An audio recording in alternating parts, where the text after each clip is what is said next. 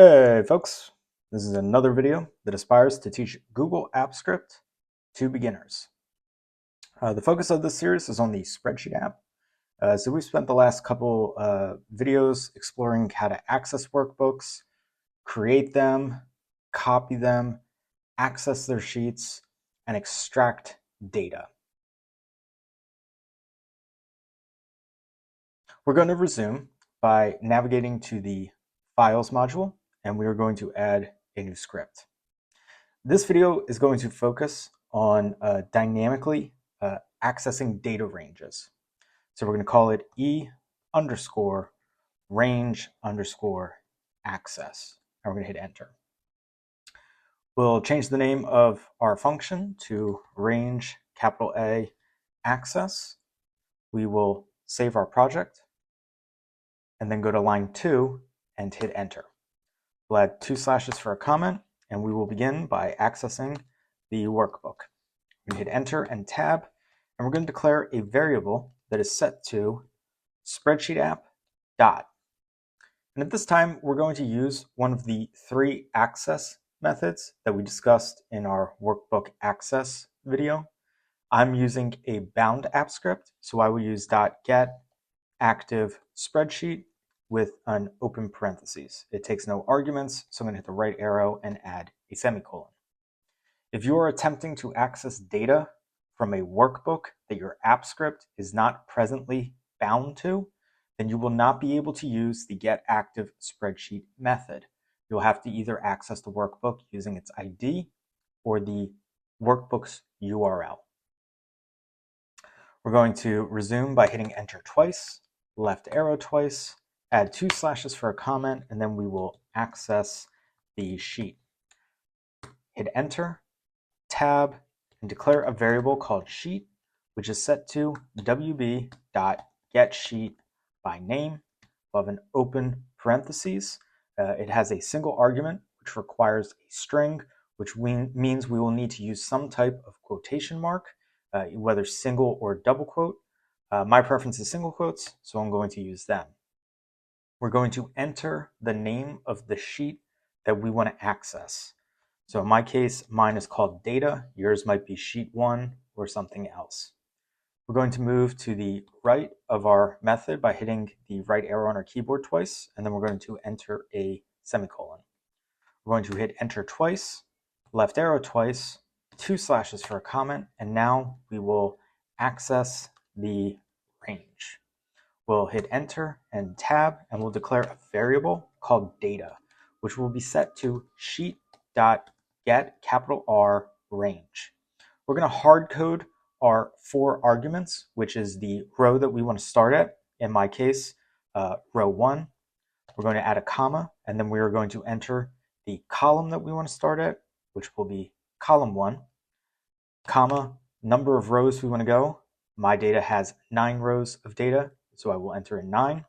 And then we'll add in our final argument, which is the number of columns we want to go. My data has 3 columns, so I will be entering it in. We're going to hit the right arrow, and then we are going to use .get capital V values, and we're going to have an open parentheses. We're going to hit the right arrow once, and we're going to add a semicolon. We're going to hit enter twice, 2 slashes for a comment, and then we will say logging for transparency. We're going to hit enter and tab. We'll do logger.log data. We'll hit the right arrow on our keyboard, and we will add a semicolon. Now, this is a standard way that your projects will look if you are just looking to read data from a Google Sheets data tab. So as we discussed in the previous video, there are 4 methods for extracting values from a Google Sheet. The 2 that I would encourage you to use is either get values or get display values. Display values will return the values as they are formatted in the sheet, which means that all of the data will be returned as a string, regardless of the data type. Get values will return the data without any formatting. So in this case, we're using get values. It doesn't matter. You could use get display values. But for our purposes, that's just what I went with. There was no real reason behind it. So we are going to run our project to make sure that we return our data. And you can see that we are getting a two-dimensional array, which represents all 9 rows of data. So you can see our last row has Rick, Los Angeles, and the number 23, and that is precisely what we get in here.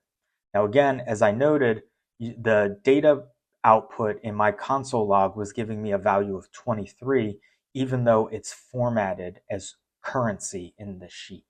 So if you want the formatted version, then you use get display values. Now, the challenge with hard coding get range the way that we have is that if new rows of data are added, like this,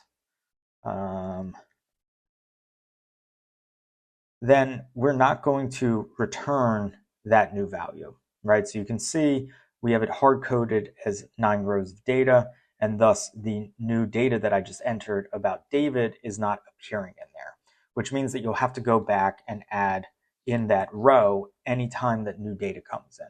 And that's not really a practical solution if you are attempting to script a project, right? The whole point of scripting is anticipating what will be coming, and if you have to maintain it in the way of it will break down if you don't update stuff, it's not a great place to be. You know, you are going to have to maintain scripts because of various things, but changing the number of rows or the number of columns you have is not ideal. So what we're going to learn today is a few methods for making getRange dynamic. So we are going to resume on line 13. We're going to hit enter 2 times, and we're going to hit the left arrow 4 times, 2 slashes for a comment. And now we will learn about the get last row method. We're going to hit enter once, we're going to hit tab. So we're going to declare a variable called last row, and we're going to set it equal to sheet.get capital L last capital R row. We're going to have an open parentheses. We're going to hit the left arrow once, and we're going to add a semicolon. We're going to hit space bar, and we're going to add 2 slashes for a comment here, where we will say returns the last row with input. We'll hit enter once, enter twice, 2 slashes for a comment, and then we will do logging for transparency.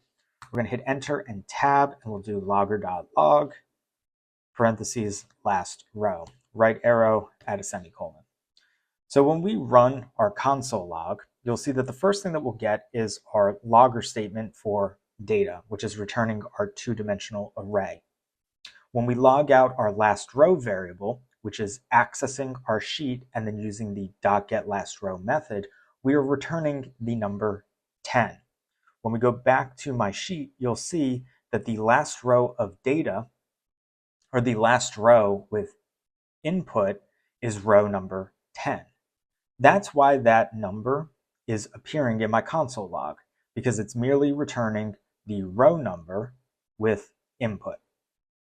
So for example, if I go to row 20 and I enter in an X, and I go back to my console log and I hit run, you'll see now instead of getting 10, I'm getting 20.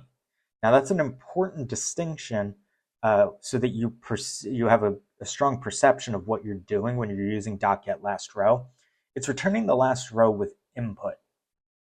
And that is different from the number of rows with data, right? So we're not saying that we have 20 rows of data. We're saying that the last row, regardless of column, with any type of input is number 20. Now, input is also an important distinction to make because our eyes see that X is on line 20. But if we go to line 25 in row K and we hit enter, and we hit space a bunch of times, and we hit enter, this is technically input. So even though there's no characters or numbers there that we can see, when we hit enter, Oh, my apologies, that's on line 26. When we hit enter on line 26, you can see that our cursor starts all the way in the middle of our cell over here, which is very different than line 25 where it starts hard left. So when we go back to our console log and we hit run, you can see that it's returning 26. And that's because we entered a bunch of spaces into a cell in row 26, and the getLastRow method is returning the last row with any kind of input. So to review, getLastRow is a dynamic method to identify the last row of data in your data set. And it is a very effective way to access your data range. But you just need to be mindful that it is any input for getLastRow. So if you do have a bunch of blank spaces at the end, that's what it's going to return.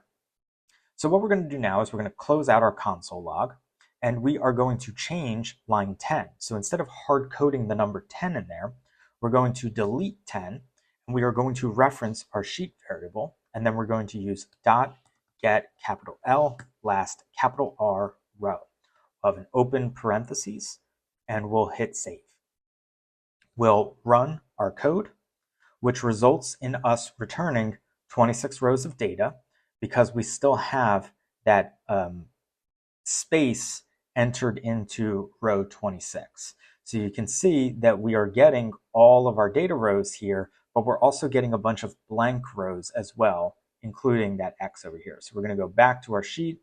I'm going to go to line 26. I've deleted the space. I'm going to delete the X. And I'm going to go back to my spreadsheet, and I'm going to hit run. So now we are getting 10 rows of data, which is great. So I'm going to go back. I'm going to test it out one time. I'm going to add Danny in there. I'm going to say that he's in Pittsburgh, and we will give him a certain amount. And now when we go back and run our script, we have dynamically extracted Danny. Our last row went from 10 to 11. And now we have a system that will allow us to script out a way to extract data values with dynamic rows. So rows can be added, rows can be subtracted, and our script will continue to function as intended to extract our values. So in addition to having the getLastRow method, we also have the getLastColumn method. So we're going to resume on line 19. We're going to hit enter twice. We're going to hit the left arrow on our keyboard 4 times, and we're going to add 2 slashes for a comment, where we will explore the getLastColumn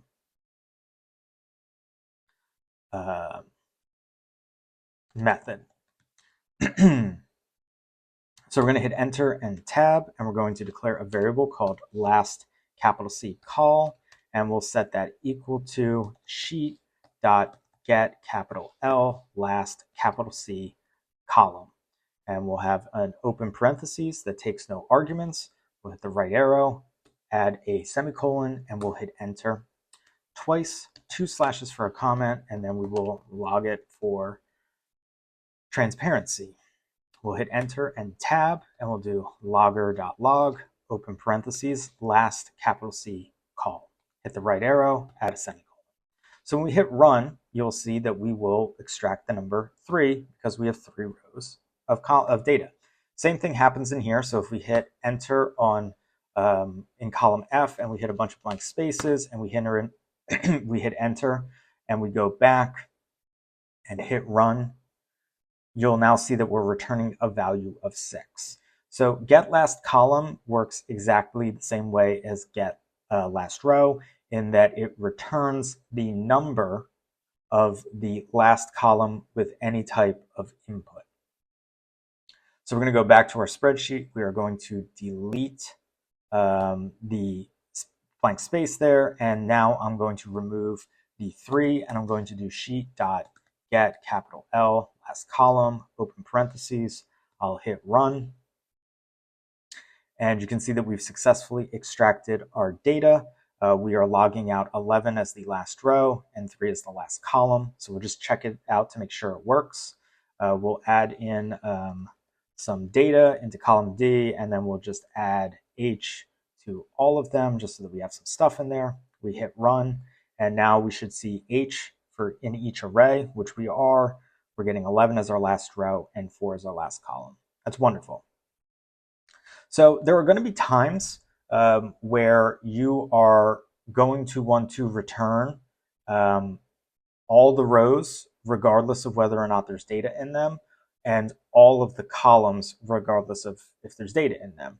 So in addition to the get last method, there is also the get max method. So we're just going to briefly overview that. So I'm going to hit enter twice on my keyboard, 4 times on my directional pad, and I'm going to add 2 slashes for a comment, and I am going to demo the max row and column methods. I'm going to hit enter, hit tab, and I'm going to declare a variable called max row, and I'm going to set that equal to sheet.get max rows with an open parentheses.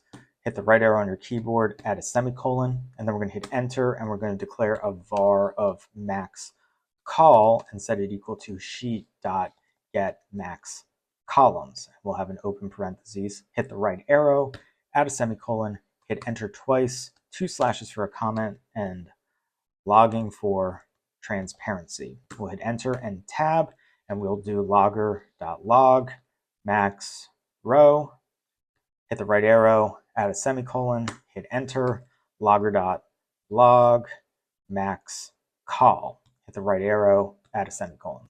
Okay, so this is just going to return the maximum number of columns and the maximum number of rows.